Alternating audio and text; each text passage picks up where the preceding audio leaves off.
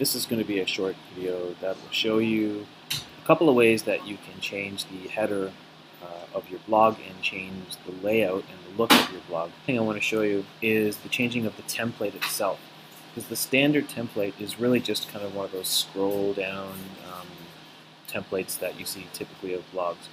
But there are lots of different ways that you can have it.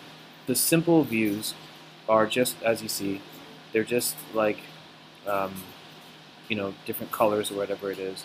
There's not too much variation in that sense. They just changed the text, maybe some of the fonts, whatever.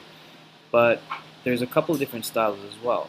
And the one that I tend to use the most are these dynamic views ones. And that is just sort of, especially for visuals. So what you do is you just select it. If you have a lot of images on your blog, then this is something that's going to be a little bit nicer. And if I go to the blog now, you'll see that the style is changed pretty dramatically. Because there's no posts, you're not going to see anything, but what people can do is they can also change the way that they view it themselves. When you're choosing your blog template, the key thing is to kind of imagine what experience you want from your readers. If you are highlighting images and it's mostly photography, then you're going to want to use something that highlights that.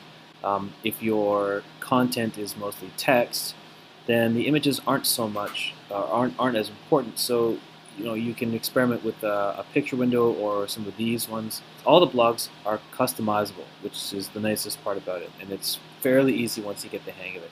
So my advice would be to experiment with a couple of different styles, especially after you have a few posts. The sample that I showed you, like this, is really not looking like anything right now because there's no post on it. So it's kind of hard to get an idea of what it's actually supposed to look like. It's just a very simple blog, is about as basic as it gets. But if I change the header in that layout section, you can customize your own header. And how you do that is just by going to this tiny little button here, edit, that they don't make it easy to see. And you just click that.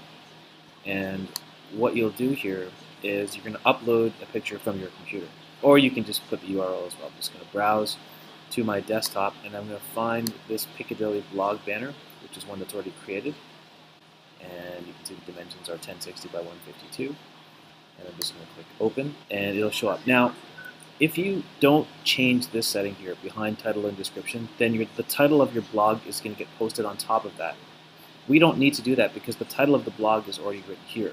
It's Chatsworth Piccadilly Kindergarten. So I'm going to have it instead of the title and description. Okay? And then I'm just going to click Save. And that should do it. Now it's been changed, so if I take a look at the blog, you can see now that the top has changed. Now, this is a custom size, so we would have to make a few changes to the top just to make sure that everything is fitting nicely. And that's something that you can experiment with on the sizes and the different header. What you might want to do if you're not interested in creating your own is just do a Google search for blog header. They're usually about the same size, or at least the same dimensions. There's some variation, but you should be able to find one that's pretty simple. Again, if you find a header that you like, it's kind of like the background picture on your Facebook page. If you find something that you like, you can download it and then just upload it to your blog. It's not a big deal if somebody's already created it. But I will send you this link, and then you can see how many tabs I've got here. This is just a link to a page by Dana Fox that talks about how to create a blog header. And the program that we would advise is use Pixlr because it's free and it's very, very close to Photoshop. So it tells you about setting dimensions and the stuff here about keeping it simple. And it gives you a few examples of what your header can look like. So by all means, experiment with your header, and good luck. And if you have any questions, don't be afraid to ask.